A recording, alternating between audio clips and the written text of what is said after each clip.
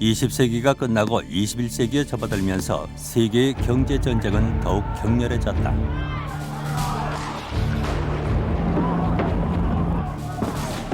어떤 사람들은 세계화를 두려워했고 그 효과에 의문을 제기했다. 다른 사람들은 세계화를 환영했다. Millions of people today are better off than they would have been without those trends and developments, without globalization.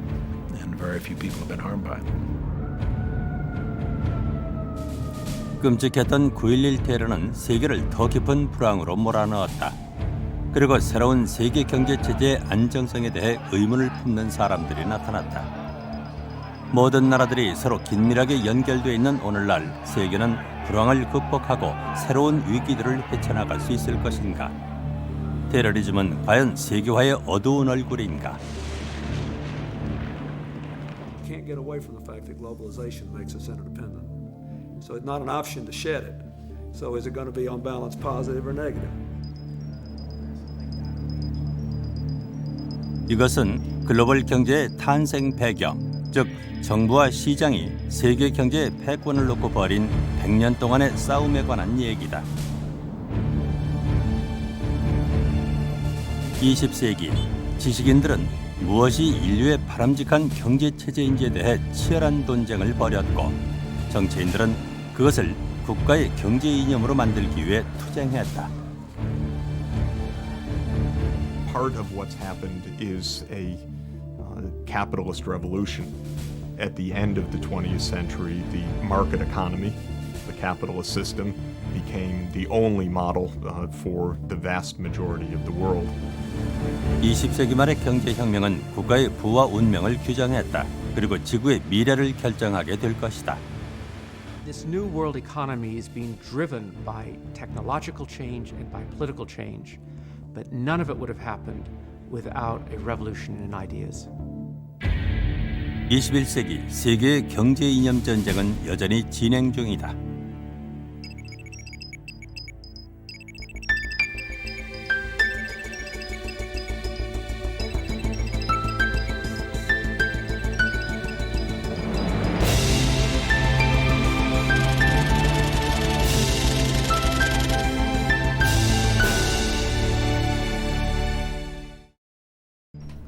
미국발 금융위기가 전 세계를 휩쓸고 있습니다. 이 금융위기의 근본적 배경을 이해하기 위해서는 지난 한 세기 동안 자본주의가 어떠한 과정을 거쳐 현재의 모습으로 정착하게 되었는지를 아는 것이 중요합니다. 여러분들이 지금부터 6회에 걸쳐 시청하실 커맨딩 하이츠 시리즈는 지난 2002년 미국 PBS가 제작 방송한 경제기획 프로그램으로서 자본주의의 역사를 상세히 기술하고 있습니다. 커맨딩 하이츠는 철도, 석탄, 제철 등과 같이 다른 산업을 통제하거나 영향을 미칠 수 있는 기간 산업을 의미합니다. 이 프로그램은 바로 이 커맨딩 하이츠를 정부와 시장 어느 쪽이 주도해야 하는지에 대한 이념적 대결을 주제로 다루고 있습니다. 이 싸움의 주인공은 그 유명한 경제학자 케인즈와 하이에크입니다. 1930년대 초반에 시작된 두 석학 간의 이념적 대결은 1936년에 케인즈가 고용, 이자, 화폐에 관한 일반 이론을 발표하면서 승부가 났고 이후 1970년대 초반까지 케인즈 이론이 득세를 하게 됩니다. 그러나 1973년 1차 오일 쇼크가 발생하면서 케인즈와 하이에크에 대한 평가가 뒤바뀌기 시작합니다. 하이에크는 젊은 날을 케인즈의 명성에 눌려 우울하게 보냈지만 1974년 신자유주의의 이론적 기초를 확립한 공로로 노벨상을 수상하면서 세계 경제학계에 화려하게 부활했습니다. 이후 하이에크의 신자유주의는 대처리즘과 레이거노믹스의 이론적 토대로 채택되면서 지금까지 세계 경제를 주도해왔습니다. 이제 신자유주의가 다시 한번 위기에 처했습니다. 그리고 정부 개입을 확대해야 한다는 케인즈주의가 되살아나고 있습니다. 케인즈와 하이에크, 그 두 거장은 이미 고인이 됐지만 경제 철학과 관련된 그들의 학문적 대결은 아직 끝나지 않은 것 같습니다.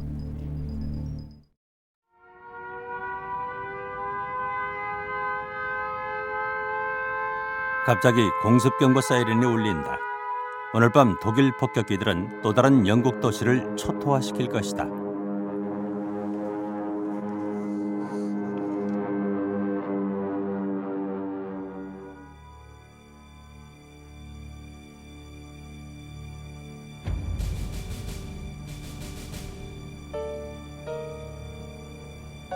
대공습 기간 동안 케임브리지대 지붕 위에서는 저명한 경제학자 두 사람이 공습 감시 임무를 수행하고 있었다.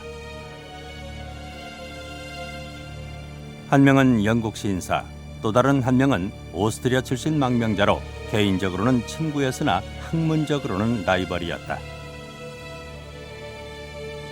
그들 사이에 벌어졌던 이념 전쟁은 아직도 우리의 삶과 사회에 영향을 미치고 있다.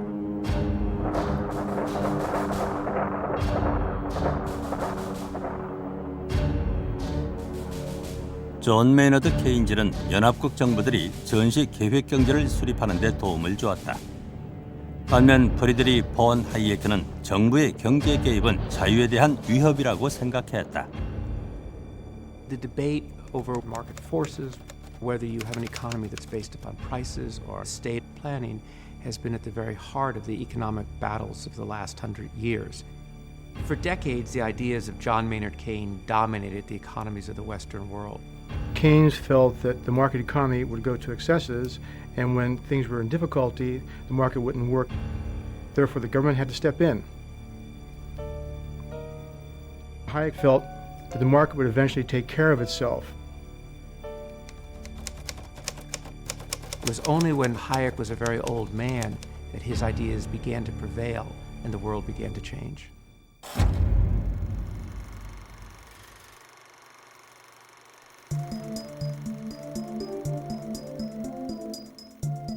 20세기 초 하이에크와 케인즈는 새로운 세계가 시작되는 것을 목격했다. 하루가 다르게 사람들의 생활이 변화하고 있었다.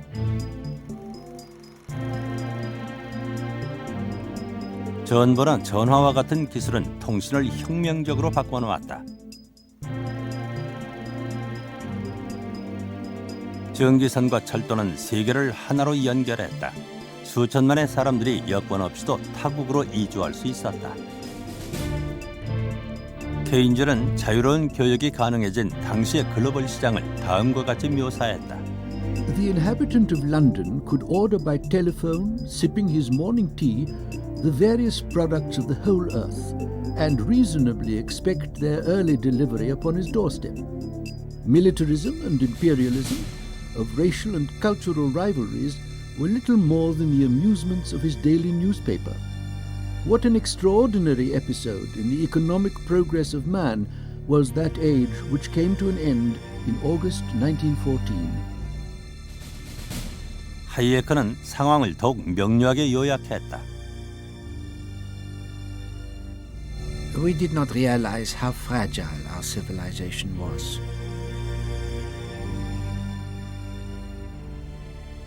오스트리아 왕세자가 테러리스트에 의해 암살되면서 1차 세계대전이 일어났다. 그 이후 진정한 의미의 글로벌 경제가 다시 등장하기까지 80년이라는 시간이 흘렀다.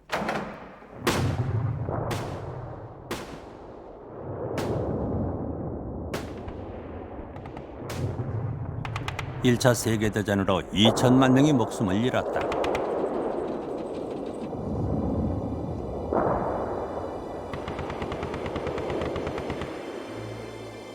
유럽 대륙은 폐허로 변했다.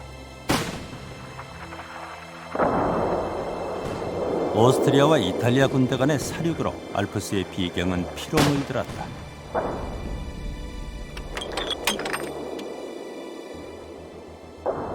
당시 17살의 학생이었던 하이에크는 오스트리아 포병으로 전투에 참가했다. 전투는 격렬했다. 그의 부대는 패배를 경험했다. The decisive influence was really World War I. It's bound to draw your attention to the problems of political organization. 전쟁의 경험은 하이에크가 더 나은 세상을 만들겠다는 결심을 하는 계기가 됐다. The First World War was a cataclysm. People were disillusioned, people were bitter, they were looking for something better. Socialism, communism seemed to promise that better world.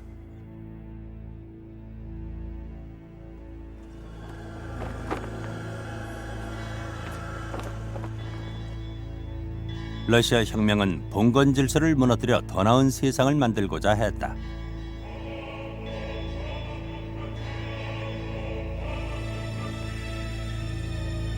칼 마르크스의 경제 이론으로 무장한 볼셰비키는 자본주의를 분쇄하려는 목표를 가지고 있었다. 혁명 지도자 레닌은 세계 노동자들에게 글로벌 경제에 대항해 단합하자고 촉구했다.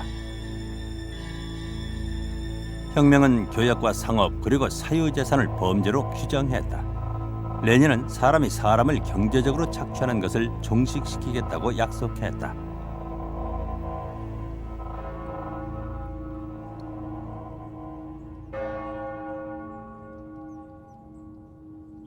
장차 하이에크의 큰 학문적 라이벌이 될 케인즈는 당시 케임브리지 대학의 젊고 명석한 학자였다. 사실 케인즈는 단순한 학자 이상의 인물이었다. 그는 작가나 예술가들과도 친분이 두터웠다. 그중 한 명이 케인즈를 위해 이 그림들을 그렸다. 케인즈는 런던의 주식시장에서도 유명한 인물이었다. 거기서 그는 큰 돈을 벌었다가 다 잃었고 다시 되찾기도 했다. 정치인들 그리고 수상들과 친했던 케인즈는 1차 세계대전을 치르는 동안 전시 경제를 어떻게 끌고 나갈 것인지를 영국 정부에 조언했다. 전쟁이 끝날 무렵 케인즈는 영국 대표단의 일원으로 프랑스에서 열린 베르사유 조약에 참여했다. 연합국은 패전국인 독일에게 배상금 명목으로 전쟁 비용을 부담시키려 했다. All the statesmen at Versailles could think about was how to squeeze money out of an already bankrupt Germany. Keynes felt that the reparations were out of all proportion to what an economy could really take and would have very destructive social and political and economic consequences. 분노와 환멸을 느낀 케인즈는 사임했다. 영국으로 돌아온 그는 친구인 화가 던컨 그랜트의 집에 머물렀다. 그해 여름 그랜트는 평화의 경제적 결과라는 책을 쓰고 있는 케인즈를 그렸는데 그 책은 훗날의 상황을 정확히 예언했다. If we take the view that Germany must be kept impoverished and her children starved and crippled, vengeance, I dare predict, will not limp. Nothing can delay that final war that will destroy the civilization and progress of our generation.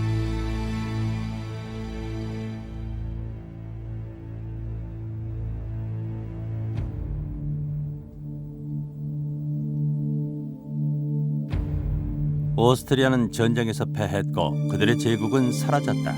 비엔나는 춥고 배고픈 도시였다. 혁명의 기운이 퍼져나가고 있었다.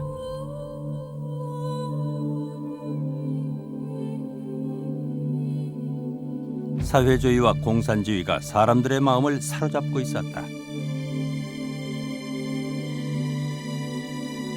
젊은 이상주의자였던 하이에크는 당시 비엔나 대학 학생이었다. It was during the war that I more or less decided to do economics. I really got hooked. 사회주의가 되면 사회는 보다 정의로워질 것처럼 보였다. 알버트 레빙건은 하이에크의 수제자였다. He openly said that he at one time was a socialist of the mild sort, where concerns for the poor and concerns for fairness and equity would help to determine government policy.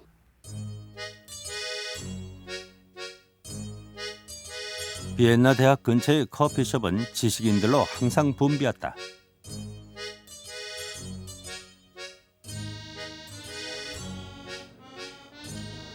토론과 논쟁을 사랑하는 사람들이 그곳에서 비공식적인 세미나를 열곤 했다. 하이에크는 루드비 본 미제스라는 열정적인 자유주의자가 만든 모임에 가입했다. 본 미제스는 정부가 시장에 개입해서는 안 된다는 믿음을 갖고 있었다. Ludwig von Mises was the preeminent economist of the Austrian school. The distinguishing hallmark of the Austrian school of economic thought is that markets work and governments don't. 폰 미제스는 정부가 임금과 가격을 통제하는 소련의 사회주의 경제는 절대 성공할 수 없다고 예언했다.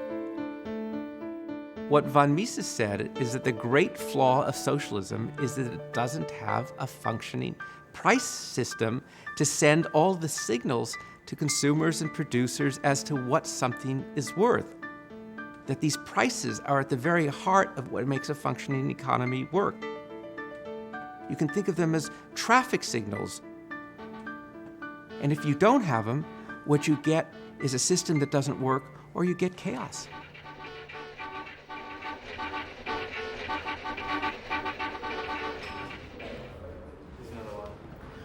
Von Mises argued that free markets do it best. Why fool with anything else?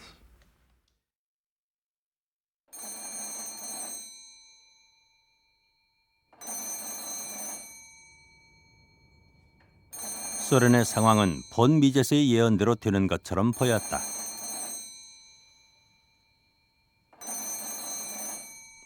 레닌은 자신이 혼란스럽다고 생각한 자유시장을 철폐했다.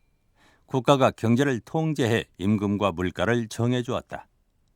그러나 마르크스주의 실험은 곧 난관에 봉착했다. 소련이 심각한 경제 위기에 직면하게 된 것이다. 소련은 추위와 기근, 굶주림과 죽음에 시달리는 암울한 땅이었다. Lenin knew that he needed a different kind of policy, and he instituted what became known as the New Economic Policy. Lenin says farmers can sell their own goods and own their own land. He says that small businesses can operate, and you start to get an economic revival. Well, his comrades on the left attacked him viciously for selling out the principles of Bolshevikism and Marxism. And Lenin, who by this time had already had a stroke, was not well, nevertheless pulled himself up on the platform for one of the very last times in his life. And he was still the old Lenin. He was vitriolic, he was sarcastic. His critics, he said, were fools, were stupid, because the state, the government, the Bolsheviks would control the overall economy. Steel, railroads, coal, the heavy industries, what he called the commanding heights of the economy.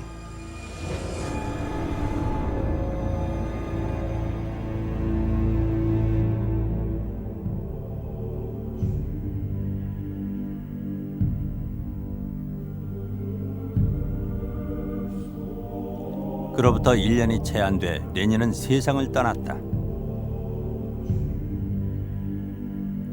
레닌의 장례식장에 모인 사람들은 역사가 자신들의 편이라고 믿고 있었다. 실제로 그가 죽은 지 30년도 안 돼 러시아를 비롯해 동유럽, 중국 등 인류의 3분의 1 이상이 마르크스 레닌주의 경제 이론 아래서 살게 됐다.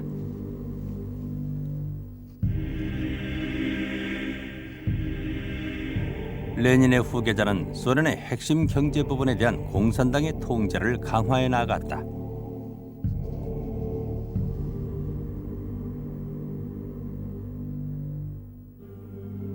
조셉 스탈린은 국가에 의한 중앙계획경제를 도입했다. 스탈린 치하에서 공산당은 경제의 모든 것을 계획하고 관리했다.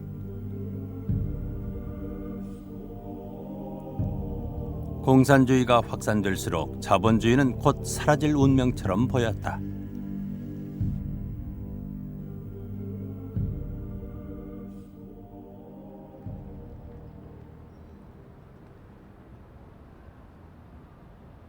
독일과 오스트리아는 케인즈가 예측했던 대로 평화의 경제적 대가를 지불하고 있었다. 막대한 전쟁 보상금을 내기 위해 패전국 정부들은 더 많은 돈을 찍어냈다. 결과는 인플레이션, 더 큰 인플레이션, 그리고 하이퍼 인플레이션이었다. 사람들은 쇼핑을 갈 때 바구니에 돈을 한가득 담아가야만 했다. You saw people carrying their money on wheels because you had to pay for a piece of bread billions of Reichsmark.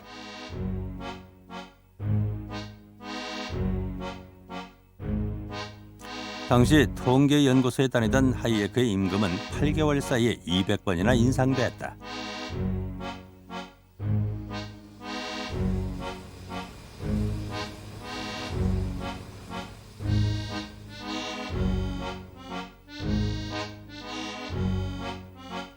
돈은 벽지보다도 가치가 없었다. 100만 마르크 지폐는 난로의 땔감으로 사용됐다. 1913년 12마르크였던 신발은 1923년엔 32조 마르크를 호가했다. 히틀러의 단골 맥주 가게, 맥주 한 잔 가격은 10억 마르크였다. 하이퍼 인플레이션으로 중산층의 재산은 허공으로 사라졌다. And that was one of the reasons for the success of the Nazis, of Hitler. They got support from these people who lost their fortunes. 하이에크는 인플레이션이 사회를 좀먹고 민주주의를 망치는 악의 근원이라고 생각했다. 인플레이션과의 싸움은 그의 경제 철학의 토대가 됐다.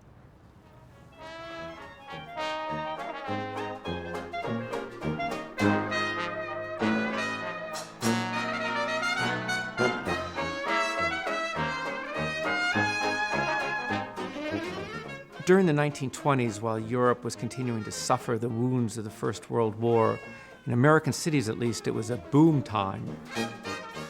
Americans were spending money, they were dancing, they were partying, they were buying cars,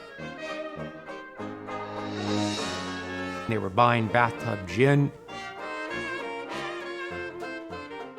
and they were buying stock, lots of stock. The stock market, the New York Stock Exchange, had become a national pastime, and Americans couldn't get enough of it.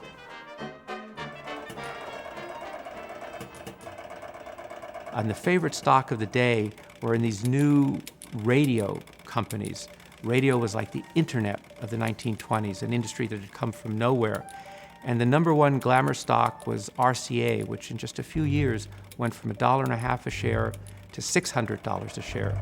Americans couldn't get enough of it.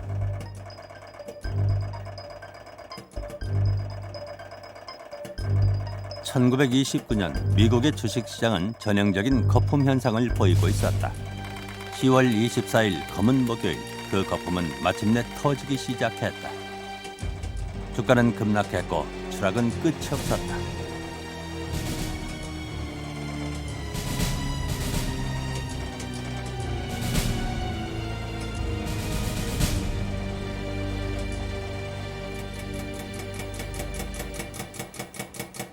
장이 마감된 후 8시간이 지나도록 나쁜 뉴스들이 계속 쏟아지고 있었다.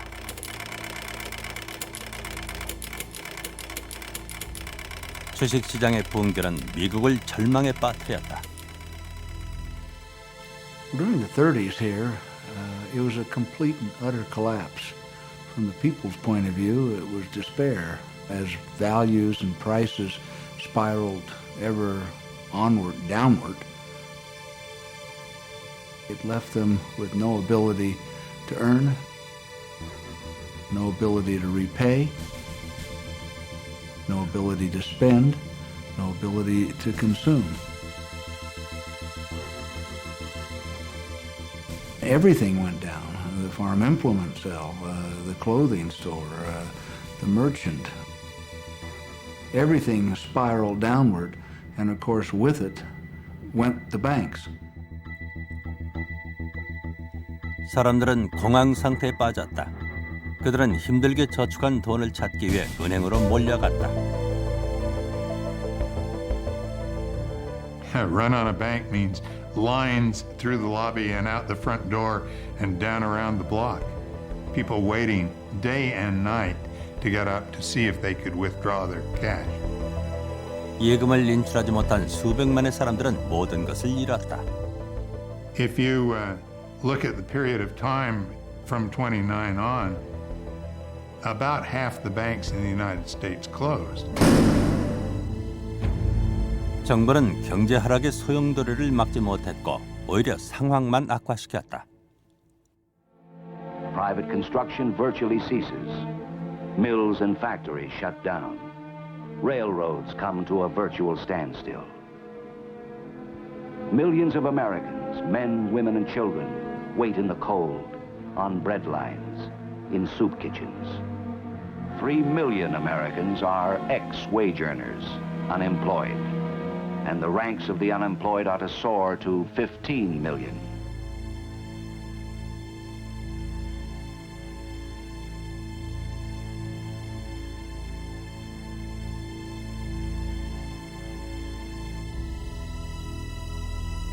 유럽에서도 은행들이 도산했고 산업은 멈춰섰다. 수백만 명이 일자리를 잃었다.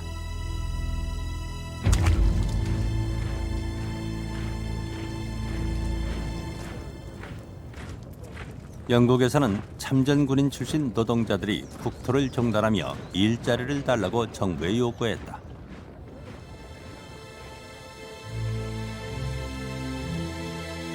이탈리아, 스페인, 그리고 독일에서는 전혀 성격이 다른 행진이 벌어졌다.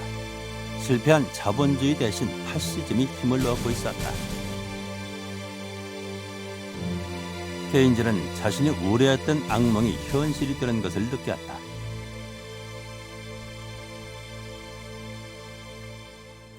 케인즈는 위기에 처한 자본주의를 구하기 위해 대공황의 원인과 대책을 다룬 책을 집필하기 시작했다. 그의 목표는 경제의 법칙을 다시 쓰는 것이었다. 케인즈는 국가 경제도 하나의 기계처럼 관리할 수 있다고 생각했다. Keynes was the real inventor of macroeconomics. Concepts we take for granted today, like gross domestic product, the level of unemployment, the rate of inflation, all to do with general features of the economy, were invented by him. He was writing a book which he thought would revolutionise the way we thought about economic systems, but it would also give us the means to make sure that they operated better. It was written against the background of not only the collapse of the world economy, but the potential collapse of democratic government. Hitler became Chancellor of Germany in 1933. Democracy seemed to be losing ground, and with democracy, the system of liberty. So Keynes had to produce an answer to the Great Depression, or democracy would be swamped by totalitarianism.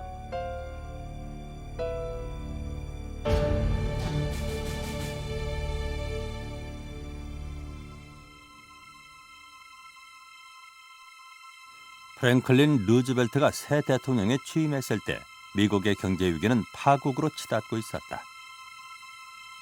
그의 아내 엘레노어는 취임식 날은 매우 엄숙하고 조금은 겁이 났었다고 회상했다. This great nation will endure as it has endured, will revive and will prosper. 루즈벨트의 확신에 찬 목소리는 미국을 하나로 통합했다.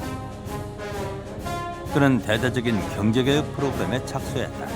For Roosevelt and the New Deal, it was a war. They were at war with the Great Depression. And they responded with frenetic activity, relief programs for the unemployed, for the hungry, programs to get people back to work. They built dams and highways and national parks. At the same time, they instituted a program of regulating capitalism in a way that had never been done before in order to protect people from what they saw as the recklessness of the unfettered market.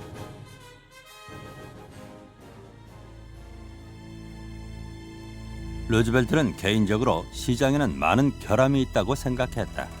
그래서 그는 은행과 주식시장, 자본주의를 규제할 새로운 정부기관들을 만들었다. 각 주에 새로 세워진 통상위원회 본부 건물들은 정부의 규제 정책을 상징했다. 그들은 시장을 규제하고 자본주의에 재갈을 물렸다.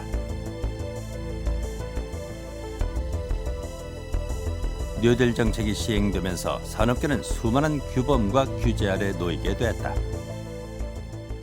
And the airline industry was a very good example of that. You'd have people who'd go into this business, be very competitive, they'd go bankrupt, new people would come in, they would go bankrupt. It was very unstable.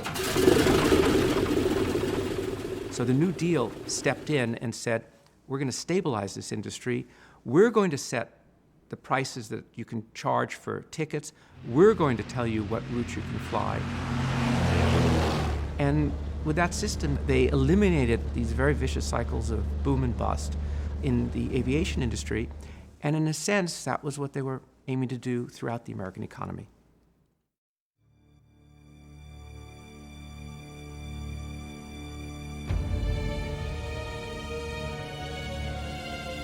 (1936년) 케인즈는 마침내 고용 이자 및 화폐의 일반 이론을 완성했다. 이 책은 대공황 대처 방안에 대한 뛰어난 분석서였다. 정부가 국가의 경제를 운영하는 것이 가능하다는 것을 증명함으로써 케인즈는 당대의 가장 영향력 있는 경제학자가 되었다. Keynes' solution to the unemployment was for the government to spend the money and restore and maintain full employment.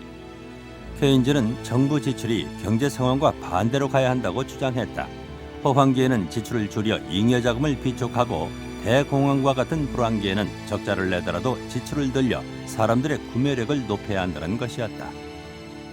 He gave people hope that unemployment could be cured without concentration camps.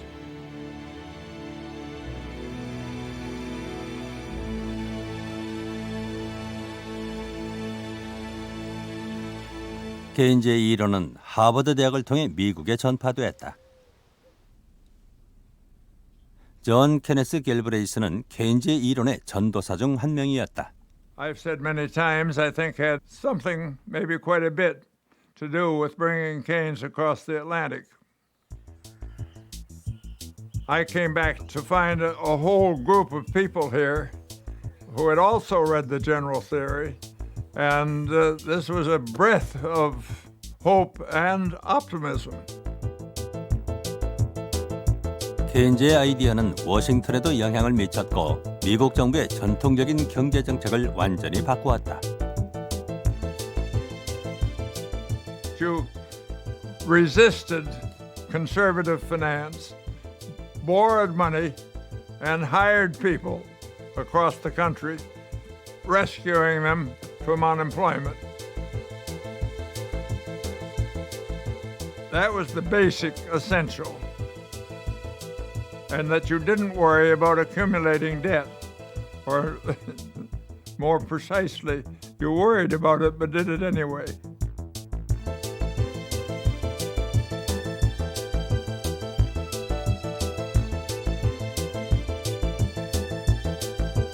케인즈의 사상이 뿌리내리기 시작했다.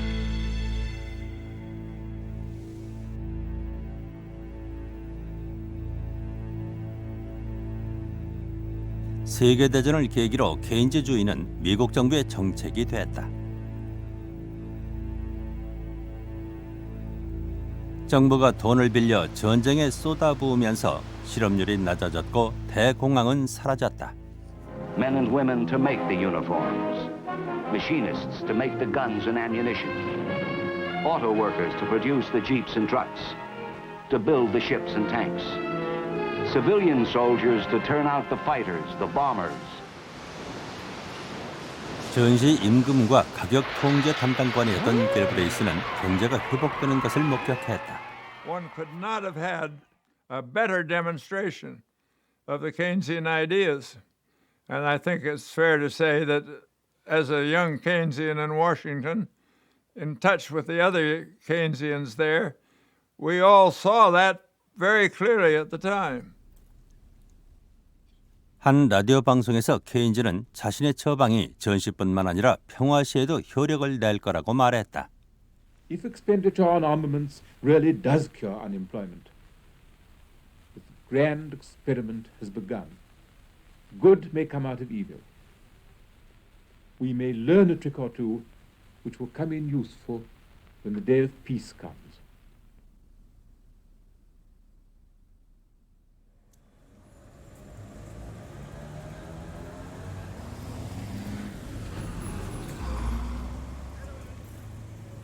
당시 런던 정치경제대학의 교수였던 하이에크는 케인즈의 실험이 잘못된 방향으로 나가고 있다고 우려했다. 그는 예정의 길이라는 책을 통해 영향력이 점점 커지던 케인즈주의를 비판했다. 하이에크는 이 책을 사회주의자들에게 바친다고 빈정댔다. 이 책은 큰 성공을 거두었다. 이 책의 메시지는 간결하면서도 직설적이었다. 지나치게 많은 계획을 세우는 정부는 그 힘이 지나치게 커진다는 것이었다. 그리고 정부가 경제에 지나치게 큰 힘을 발휘하면 자유를 말살하고 사람들을 노예로 만든다는 것이다. 하이에크에게 있어 중앙계획경제란 전체주의 국가로 가는 첫걸음이었다. Well, Hayek thought that since freedom was an absolute, you must let a competitive system just work itself out. And if at times that meant there was considerable unemployment, well, that's what you had to put up with. Hayek always rejected macroeconomics.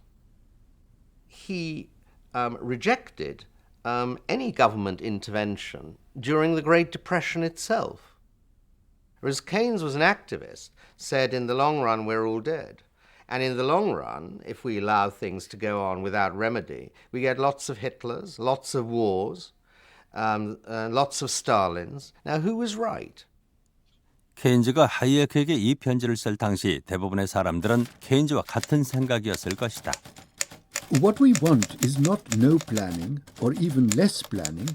We almost certainly want more. 이념 전쟁에서 지고 있는 쪽은 하이에크였다.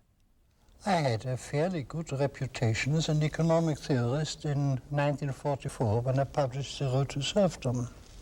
And it was treated, even by the academic community, very largely as a malicious effort by a reactionary to destroy high ideals.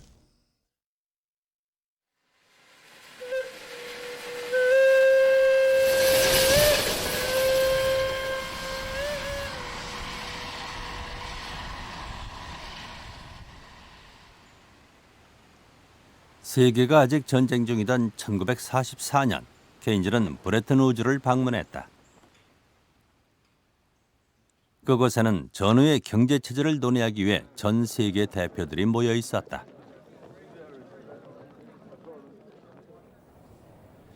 브레튼 우즈 회의에서 세계은행과 IMF가 탄생했다. 두 기구는 세계 경제를 안정시키고 1930년대와 같은 실업난과 경기 불황을 예방하기 위해 고안된 것이었다. 케인즈식 이상주의와 인류애가 결정적 영향을 미쳤다. There's never been such a far-reaching proposal on so great a scale to provide employment in the present and increase productivity in the future. And I doubt if the world yet understands how big a thing we are bringing to birth.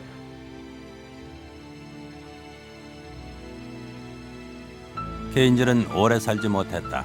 병과 과로로 그의 건강은 무너졌다. 그렇지만 그의 명성과 영향력은 지속됐다. When Keynes died, Keynes and I were the best-known economists. Then two things happened. Keynes died and was raised to sainthood. And I discredited myself by publishing The Road to Serfdom. And that changed the situation completely. And for the following 30 years, it was only Keynes who counted, and I was gradually almost forgotten.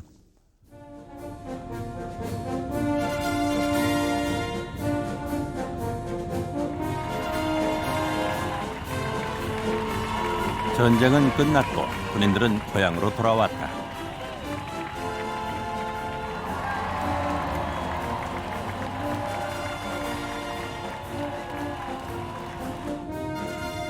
2차 대전 당시 동맹국이었던 미국과 영국, 소련 3개국은 베를린 근교 포츠담의 한 궁전에서 마지막 정상회담을 가졌다. 트루먼과 처칠 그리고 스탈린은 유럽의 평화를 정착시키기 위한 청사진을 만들 계획이었다. 경제 체제가 달랐던 만큼 세 나라가 제시한 유럽의 번영 방안도 제각각이었다. 변수는 아직 남아있는 대공황의 그림자였다. There's no doubt that at the end of World War II, there was a tremendous loss of faith in the market economy.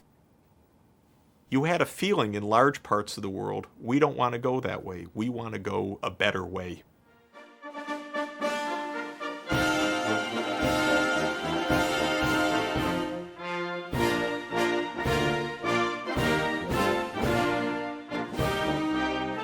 군인들이 전쟁터에서 돌아왔을 때 영국에서는 총선이 벌어지고 있었다. Well, I came back in a troop ship in the summer of 1945. I was a pilot in the Royal Air Force, and I was picked as a 19-year-old to be the Labour candidate. All these soldiers all said, never again, we're never going back to unemployment, Great Depression, to fascism, to rearmament. We want to build a new society.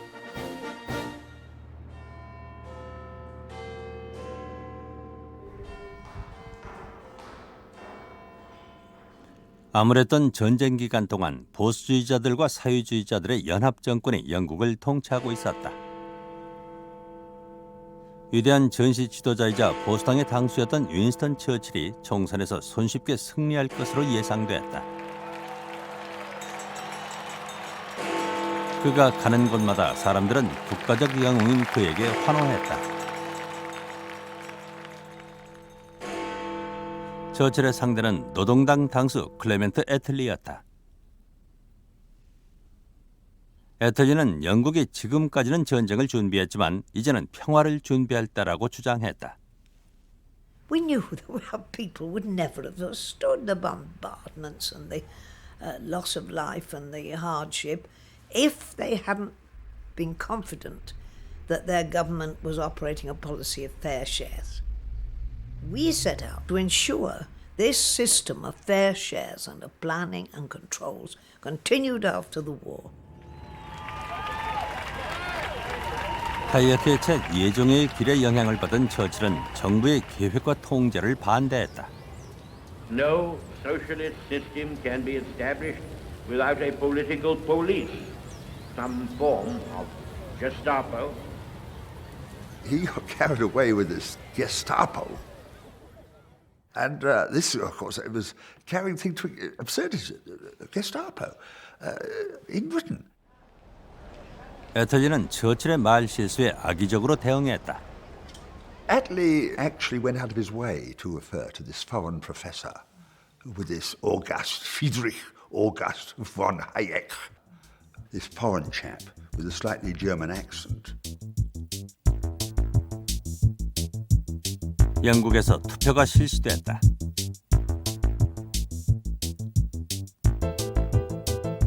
결과는 충격적이었다. Here is the state of parties up to 3 o'clock in detail.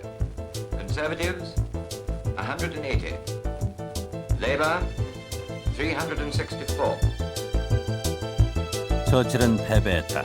사람들은 새로운 영국식 사회주의에 표를 던졌다.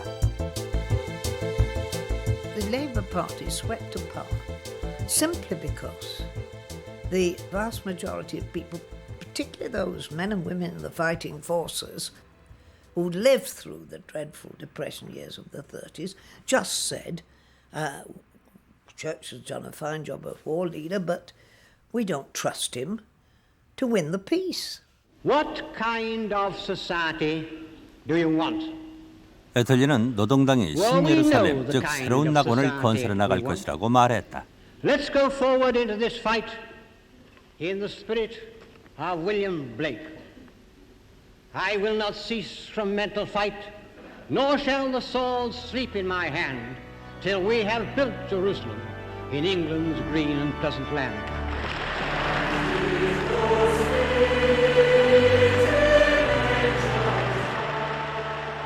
윌리엄 브레이크가 작사한 성가 예루살렘은 노동당의 노래가 됐다.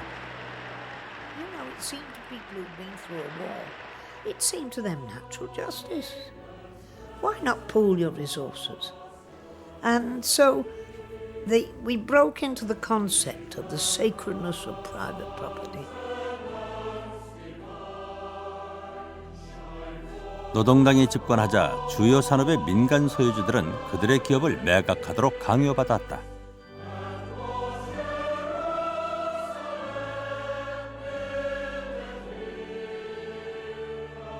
노동당은 대형 국유 기업들과 소규모 사기업들이 공존하는 혼합 경제를 만들어냈다.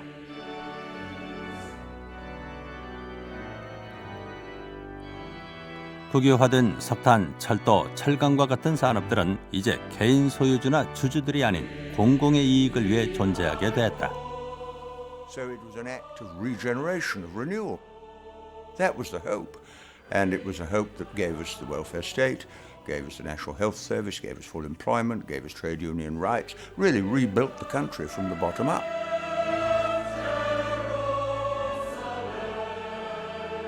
국가는 요람에서 무덤까지의 복지 혜택을 무료로 제공했다. 아무도 가난과 무지, 실업, 질병, 그리고 노후를 걱정하지 않아도 됐다. And people said this is better than allowing a lot of gamblers to run the world where they're not interested in us but only in profit.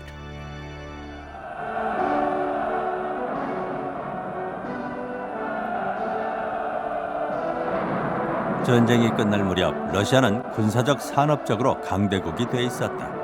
스탈린은 붉은 군대와 비밀 경찰을 동원해 유럽 대륙 절반에 소련식 경제 체제를 강요했다. The planned economy of Lenin and Stalin had defeated fascism. Scientific socialism seemed to be in the ascendancy. 사회주의가 전진하고 있었고 자본주의와 자유시장은 후퇴하고 있었다. So about 1/3 of the world adopted socialism, sometimes through internal revolution, sometimes through brutal imposition by the Red Army. 세계는 분열됐다. 그리고 냉전이 시작됐다.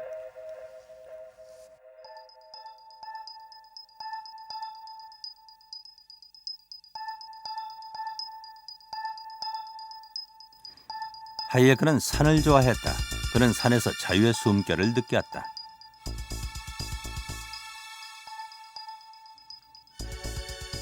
그는 사회주의적 이상과 계획 경제는 자유를 위협한다고 생각했다. 그래서 하이에크는 스위스 몽페를랑산의 한 호텔에서 시장을 주제로 한 학술회의를 개최하기로 마음먹었다. Well, what happened in 1947 was that Hayek at last brought off a great dream, which was to assemble 36, mostly economists, some historians, a few journalists, a handful of what he regarded as survivors, good eggs, good intellectuals, who understood the market economy and the whole of the case.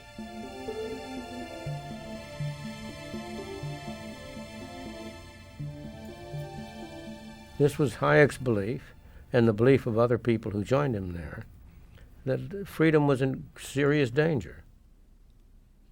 시카고의 젊은 경제학자 밀턴 프리드먼도 회의에 참석한 사람 중 한 명이었다. The point of the meeting was very clear. Hayek and others felt that the world was turning toward planning, and that somehow we had to develop an intellectual current that would offset that movement. 이것이 그들이 회의를 했던 칵테일 바다.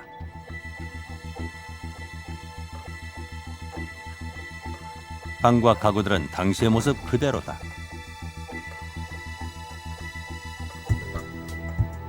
The whole world shadowed by the Iron Curtain, the Russian threat, by the failure to establish democracies in the Eastern European countries, and by the prevalence everywhere, intellectually, of these ideas of collectivism arising from the war. The argument always was that democracy is impossible without a free economy. You need a free economy.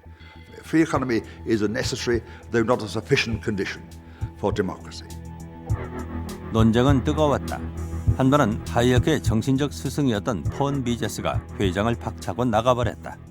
In the middle of a debate on the distribution of income, in which you had people whom you would hardly call socialist or egalitarian, people like myself, Mises got up and said, "You're all a bunch of socialists," and walked right out of the room.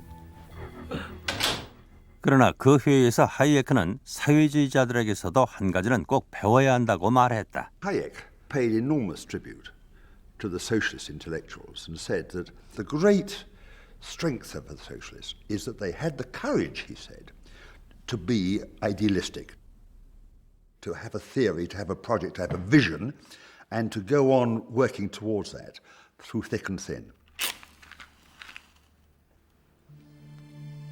회의가 끝날 무렵 하이에크는 앞으로 최소한 20년은 세상이 바뀌지 않을 것이고 이념 전쟁은 계속될 것이라고 예측했다.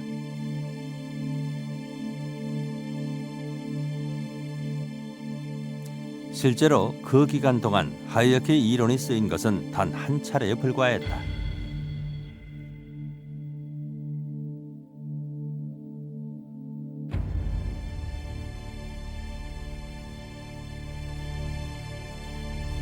전쟁으로 독일은 폐허가 됐다.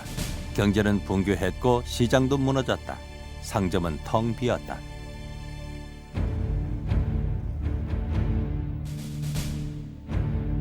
소련은 이미 동독을 점령했고 서독도 곧 자신들의 통제 아래 들어올 것이라고 생각하고 있었다. 미국과 영국 점령 지역에서는 하이퍼 인플레이션의 광풍으로 독일 화폐는 휴지 조각이 되고 말았다. 1948년 겨울 연합군은 통통한 외모의 시가를 즐기는 루드비 에르하르드를 점령 지역의 경제 책임자로 임명했다. 철저한 반나치주의자인 에르하르드는 하이에크의 신념과 사상을 공유한 자유시장 경제학자였다. 그는 연합군의 규제 정책이 가뜩이나 안 좋은 상황을 더욱 악화시키고 있다고 생각했다. The occupying authorities had imposed a system under which there were extensive wage and price controls, supposedly to control inflation. But of course, wage and price controls never control inflation. And you had essentially an economy that was brought to a halt. In dieser Situation bildeten sich schwarze Märkte und auf dem schwarzen Markt war die Währung die amerikanische Zigarette. Nobody smoked cigarettes. They were for small transactions. Cognac was a medium of circulation for large transactions. 점령군은 쓸모없어진 독일 화폐를 대체할 새 화폐 도이치마르크를 도입했다. 그러나 에르하르드는 이것이 충분한 해결책이 아니라고 생각했다. 그는 점령군에 알리지도 않은 채 라디오에 출연해 깜짝 놀랄 만한 선언을 했다. Ludwig Erhard, legendary man, he decided without asking anybody and against the will of the American occupation powers, he decided to give up all price controls. 다음 날 점령군 사령관인 루시우스 클레이 장군은 에르하르드에게 당신이 무슨 짓을 했는지 알고 있느냐고 추궁했다. Was haben Sie gemacht? Sie haben die Preisvorschriften der Alliierten geändert. Und antwortete dann, oh, Herr General, ich habe sie nicht geändert, ich habe sie abgeschafft. Und Klee sagte dann, meine Berater sagen mir, dass das ein großer Fehler gewesen sei.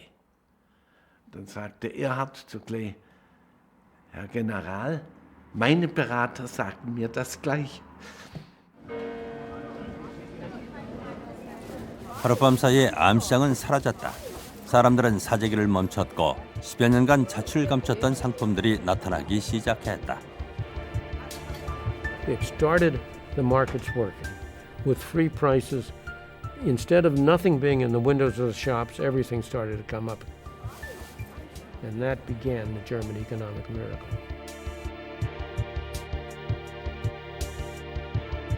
독일이 채택한 경제 모델은 자유시장과 복지국가를 결합한 이른바 사회주의적 시장 경제였다.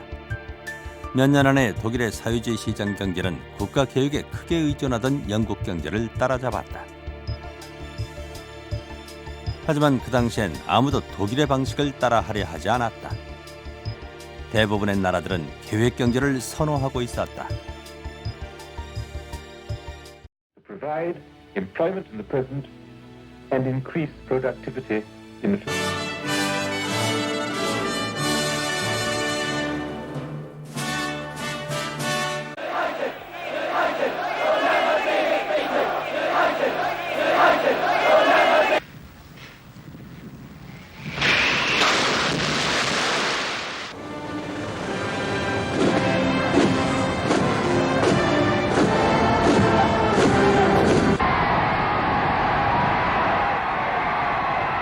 Vote for me if you believe in yourself.